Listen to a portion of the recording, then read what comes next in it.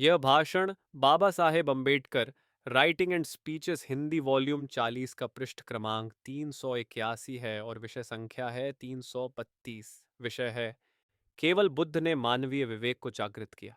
भगवान बुद्ध का जन्म, बौद्धत्व प्राप्ति और उनका परिनिर्वाण, ये तीनों घटनाएं वैशाख पूर्णिमा के दिन ही घटित हुई हैं। इसलिए यह दिन विशेष रूप से मनाया जाता है। 1955 में यह दिनांक 5 मई को था। बाबा साहेब अम्बेडकर ने यह दिन सुपारा में, जहां बुद्ध अवशेष मिले थे, वहां मनाना तय किया। सुपारा पूर्व भारत के पश्चिम किनारे पर बसा महत्वपूर्ण बंदरगाह था। हजारों साल पूर्व अरब यात्रियों द्वारा लिखे यात्रा वर्णनों में सुपरेरा का जिक्र कुबेर नगरी के तौर पर किया है। हाल ही में सुपारा के पास अनुसंधानकर्ताओं को अशोक के शिलालेख मिले हैं। सुपारा के कारण ही बोरीवली के पास स्थित कान्हेरी गुफाओं में उस जमाने में बुद्ध विहारों की स्थापना हुई होगी। अनुसंधानकर्ताओं को उत्खनन करते समय सुपारा में खास बनाई गई इमारत में जतन से रखा गया बुद्ध का दांत मिला था। 1955 की वैशाख पूर्णिमा मनाने के लिए बाबा साहेब ने इसी स्थान को चुना था। गिने चुने लोग ही वहां उपस्थित थे। उस अवसर पर बाबा साहेब ने आम के पेड़ के नीचे आसन बिछाकर धर्म के बारे में जो विचार प्रकट किए, उनका सार संक्षेप यहां दिया जा रहा है। आज मैं आप लोगों को भगवान बुद्ध के धर्म का सारांश बताने वाला हूं। बुद्ध द्वारा बताए गए धर्म को अगर छोड़ दें तो सभी धर्मों का निर्माण ईश्वर और आत्मा इस जोड़ी के सहारे ही किया गया है। भक्ति की तथाकथित पुण्य कर्मों का गट्ठर लेकर जाने वाले जीव की उससे मुलाकात होती है। परमात्मा और आत्मा के बीच का संबंध पक्का करने के लिए एक काल्पनिक आधार बनाया है। आत्मा ईश्वर में विलीन होती है। इस कच्ची बुनियाद पर खड़ा यह परमात्मा आत्मा का खोखला महल है। भक्ति के प्रकार हम जानते ही हैं।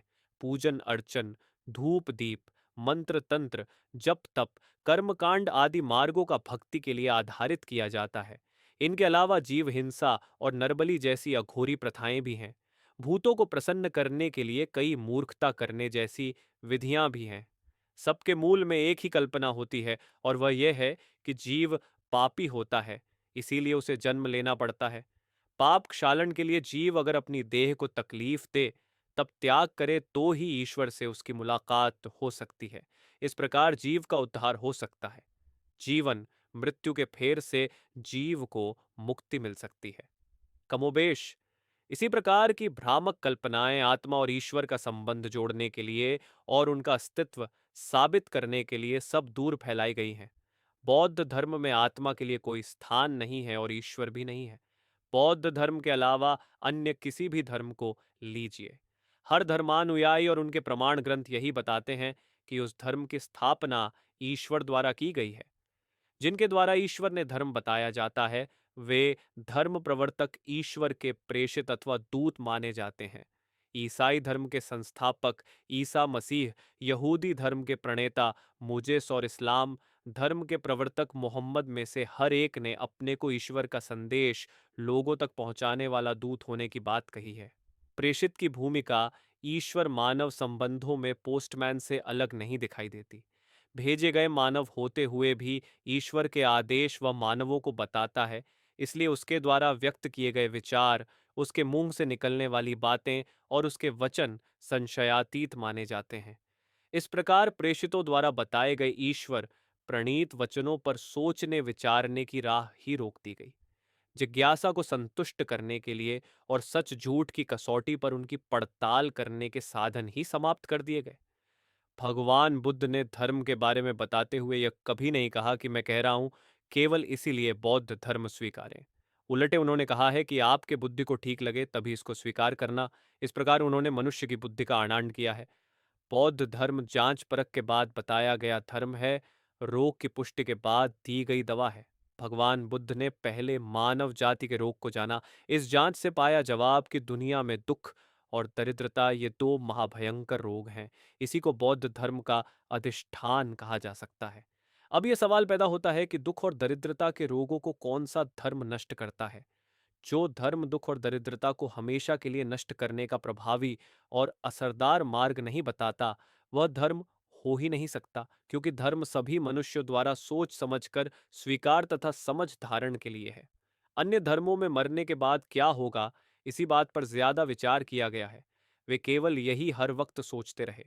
मरने के बाद स्वर्ग मिलेगा या नरक, ये डर लोगों की गर्दन पर, सिंहद्वाज की गर्दन पर सवार बूढ़े की तरह बैठाकर आलसी, धूर्त और लोगों को लूट कर खाने वाले लोगों ने धर्म को एक हथियार की तरह इस्तेमाल किया। मृत्यु के बाद के हालात का काल्पनिक रंगीन चित्र बनाकर भय निर्माण करना और लोगों को मुश्किल में डालना और अपनी वंश परंपरा को, अपनी अनायाशी को जारी रखने का एक व्यवसाय ही चालाक और धूर्त लोगों को मिला। मरने के बाद जो होना है सो होगा, लेकिन जो कष्टमय है उसे सुखमय करने का सवाल मृत्यु के बाद वाले काल्पनिक सवालों के बारे में सोच विचार कर कैसे मिलेगा।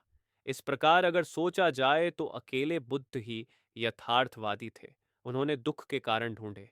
वे तीन प्रकार के हैं: आध्यात्मिक, आधि भौतिक और आधि दैविक। आध्यात्मिक अर्थात निजी, व्यक्ति द्वारा अपने कर्मों के कारण जो दुख अपनी तरफ खींच लिया है वह अपने कर्मों से निर्मित दुख है।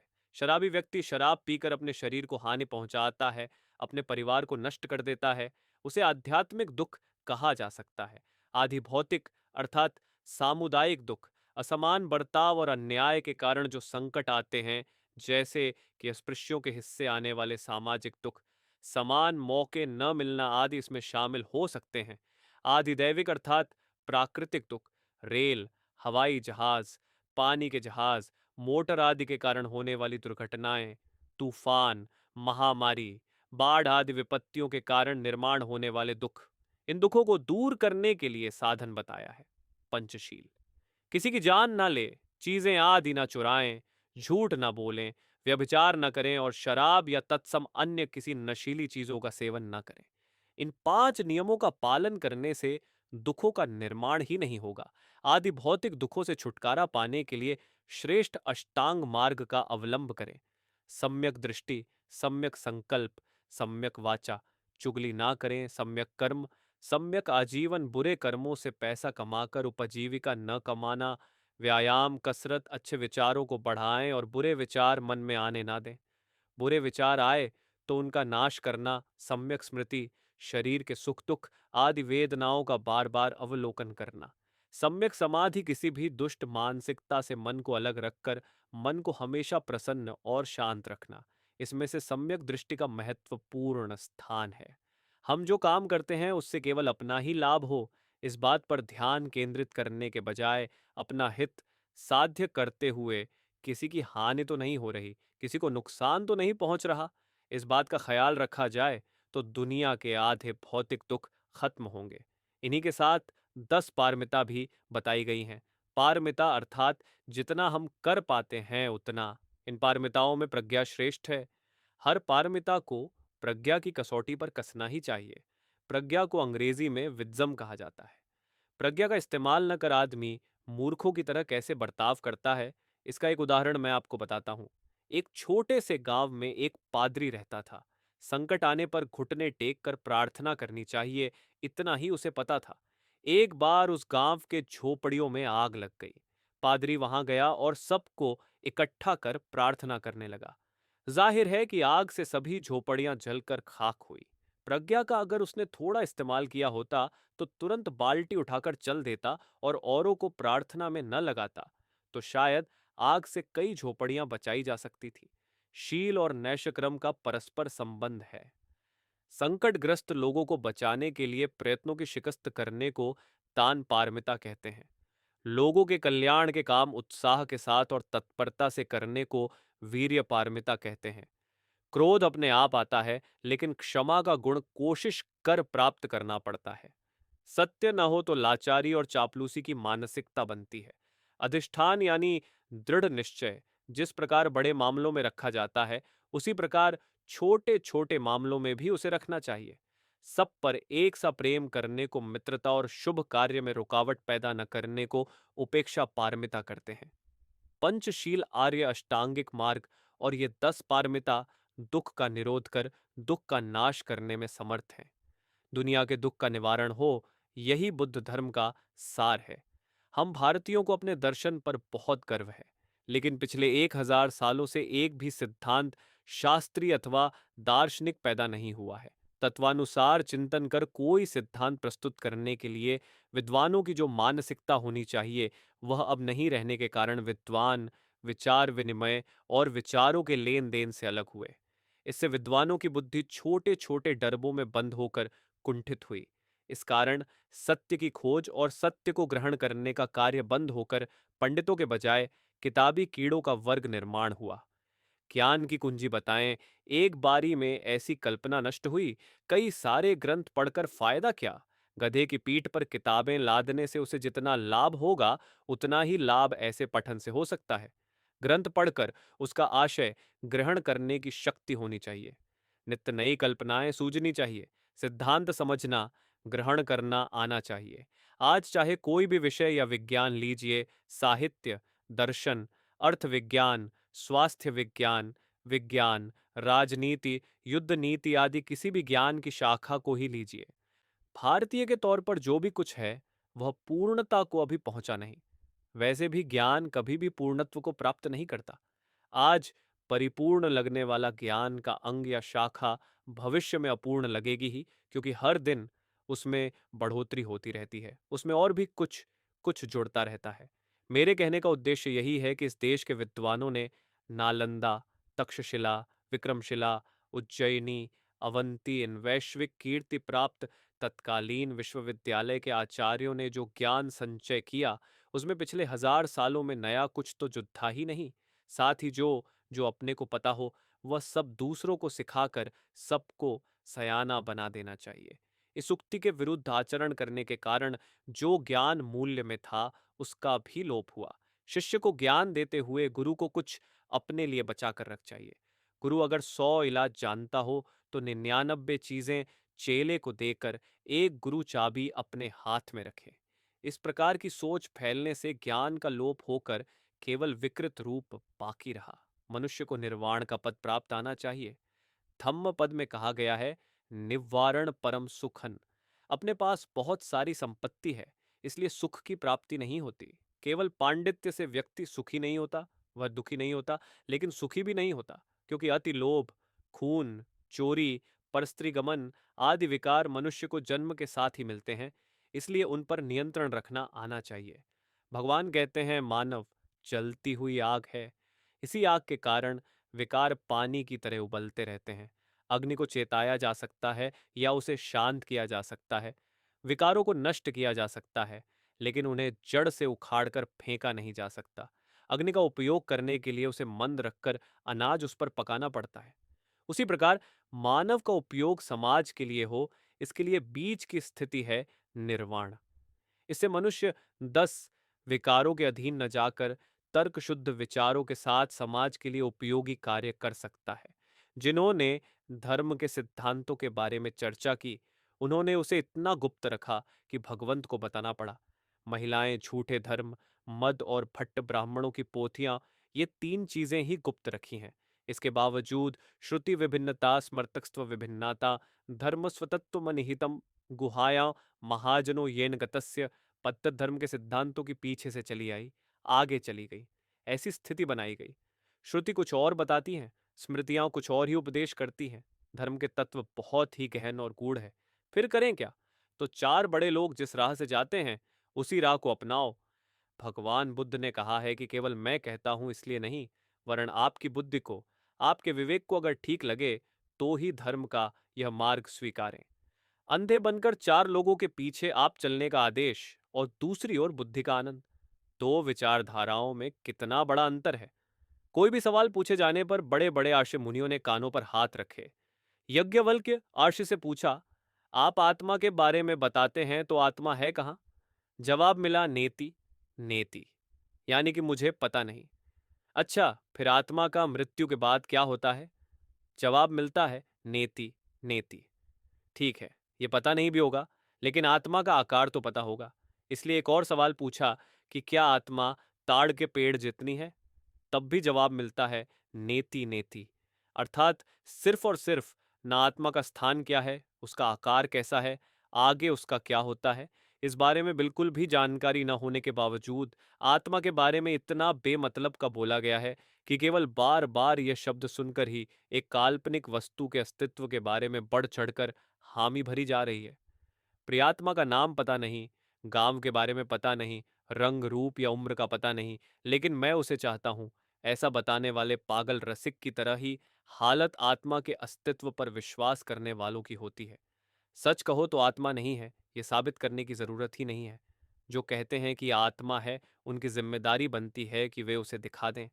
आत्मा नहीं है, यह सत्य है। आत्मा है, यह प्रचार ही भ्रम है। आत्मा का अस्तित्व साबित करने के लिए पुनर्जन्म की कहानी गढ़ी गई। शरीर नाशवान है। आत्मा एक शरीर छोड़कर दूसरे शरीर में प्रवेश करती है। आदि कुपल कल्पित कहानियां कही जाती हैं। शरीर काटने पर शरीर का हर अंग दिखाई देता है, लेकिन यह आत्मा दिखाई नहीं देती। क्यों? अच्छे अच्छे शल्य क्रिया विशारद हैं। जाकर उनसे पूछिए। उनसे कहें कि बताइए आत्मा कहाँ है, शरीर से निकाल कर दिखाइए। बौद्ध दर्शन में पुनर्जन्म माना जाता है, ऐसा तुरंत कहा जाएगा, लेकिन उस सिद्धांत का आत्मा के साथ कोई ताल्लुक नहीं है। बौद्ध पुनर्जन्म सिद्धांत अर्थात पुनर्निर्माण, प्रकृति की पुनरावृत्ति। पिता के चेहरे जैसा चेहरा लेकर पुत्र पैदा होता है, इसलिए वह पिता नहीं है। पिता के सभी गुणों का वास पुत्र में नहीं होता, क्योंकि पिता के साथ में माता के गुण भी उसमें आते हैं। साथ ही वातावरण का असर भी होता है। एक आम से दूसरा आम पैदा होता है। इसी तर्ज पर चलने वाली घटनाओं को पुनर्निर्माण कहते हैं। हालांकि जमीन के साथ पानी, हवा, खाद के असर से जैसे एक आम के पेड़ पर मीठे फल पैदा होंगे, वैसा ही फल दूसरे पेड़ पर पैदा होगा, इसका भरोसा नहीं। अगर अच्छा असर हुआ तो फल अच्छा आएगा, बुरा असर हुआ तो फल भी बुरा ही आएगा। बीज शुद्ध हो तो फल अच्छा ही होगा। इसीलिए किसी प्रांत में विशिष्ट फूलों की फलती है, अन्य जगह ले जाने पर वह जिंदा भी नहीं रहते। जैसे चाहे नीलगिरी के बागानों में कॉफी, असम अच्छे संतरे नागपुर में ही पैदा होते हैं। नारियल समंदर किनारे ही बढ़ते हैं। हापूस आम रत्नागिरी का ही स्वाद और रस में बेहतरीन होता है। मसालों के लिए जावा द्वीप मशहूर है, इसलिए कुल पुनर्निर्माण के काम को ही पुनर्जन्म कहा गया है। लेकिन पुनर्जन्म शब्द का सहारा लेकर कहा जा रहा है कि आत्मा को बौद्ध दर्शन में मान्यता है, वह गलत फहमी ही है। ब्राह्मण और बौद्ध धम्म कर्म का अर्थ अलग अलग लगाते हैं। कर्म महत्वपूर्ण बात है। इस दुनिया का कामकाज कैसे चल रहा है? ब्राह्मण ग्रंथ बताते हैं कि भगवान चलाते हैं, उसे ब्रह्म भी कहते हैं। अन्य धर्म भी ईश्वर अल्लाह गॉड के नाम से इसी कल्पना की पुष्टि करते हैं। बौद्ध धर्म में ईश्वर नहीं है। बौद्ध धर्म बताता है कि दुनिया हर एक के कर्म के अनुसार चलती है। इसलिए बौद्ध धर्म ने मनुष्यों पर जिम्मेदारी डाली है। जैसा करोगे वैसा ही पाओगे, ऐसी चेतावनी दी। इसे कर्म विपाक कहते हैं। कर्म विपाक यानी हमारे कर्मों से निर्माण होने वाले फल। बौद्ध धम्म में कर्म का मतलब पिछले जन्म में किए पाप पुण्य की गठरी ऐसा नहीं लगाया जाता। कुछ कर्म ऐसे होते हैं जिसके परिणाम तुरंत भोगने नहीं पड़ते। उस कर्म का क्रिया का असर कुछ समय बाद होता है, लेकिन जन्मांतर से नहीं, क्योंकि बौद्ध धर्म पुनर्जन्म को नहीं मानता। इसलिए कहा जा सकता है कि बौद्ध धर्म ने मनुष्य के अच्छे गुणों को बढ़ाने के लिए अवसर रखे हुए हैं। मनुष्य को अपनी प्रगति के लिए, अपनी उन्नति के लिए खुद ही कोशिश करनी पड़ेगी, ऐसा कहाँ है? मेरे माथे पर यही लिखा है, यही मेरा विधि लिखित है, ये ब्रह्मा की खींची लकीर है, कहकर निराश होने की जरूरत नहीं है। अपने उद्धार की कोशिश करना चाहिए। यह राजमार्ग बौद्ध धर्म बताता है। संचित पूर्व जन्म के कर्मों का फल, यह मनुष्य को निष्क्रिय बनाने वाला, उसके धीरज को खत्म करने वाला सफेद झूठ है। पूर्व जन्म की कल्पना के कारण पाप कर्म करने को बढ़ावा मिलता है। पिछले जन्म में किया हुआ पुण्य है, सो इस जन्म में पाप करने में हर्ज ही क्या है? ऐसा विचार थोड़े अच्छे घर के व्यक्ति के मन में आता है, लेकिन इस प्रकार सोचने वाला आदमी मानव जाति के लिए नुकसानदेह होता है। पतित भी दो तरह के होते हैं। एक वह जिसे यह एहसास होता है और हमेशा उसका मन उसे कुरेदता रहता है कि वह पतित है। दूसरा पतित वह होता है जिसे अपने पाप कर्मों के बारे में बुरा नहीं लगता। हमेशा पिटने वाला पिटने से नहीं डरता। कुछ उसी तरह जिस पतित व्यक्ति को अपनी स्थिति का एहसास होता है और जिसे हमेशा उसका मन कचोटता रहता है, वे अपनी स्थिति से उभरने की कोशिश करते रहते हैं। अपने एहसासों के कारण वह अपना उद्धार कर सकता है। लेकिन दूसरी तरह के पतितों में सुधार संभव ही नहीं होता, क्योंकि उसका मन ही उस तरह का होता है। इस प्रकार अपने अधपतन के बारे में जिन्हें बुरा लगता है, उनका मार्गदर्शन करने के लिए समाज सेवकों की जरूरत है। समाज को वैचारिक भूमिका देने के लिए और सांस्कृतिक कार्य करने के लिए सेवकों की जरूरत होती है। गरीब समाज उन्हें मेहनताना नहीं दे सकता, लेकिन उनके उदर निर्वाह का प्रबंध किया जा सकता है। ऐसे कार्यकर्ताओं को बैठकर खाने वाला नहीं कहा जा सकता, क्योंकि समाज सेवा करने के लिए हजारों आकर्षणों को छोड़ना पड़ता है। बौद्ध भिक्षुओं का संगठन ऐसे ही लोगों के लिए भगवान बुद्ध ने बनाया है। ये बेहद कठिन कार्य है। उसको स्वीकार कर भगवान बुद्ध द्वारा बताए गए मार्ग से आगे बढ़ने से आज दुनिया का कल्याण हो सकता है, मानवता का हित हो सकता है।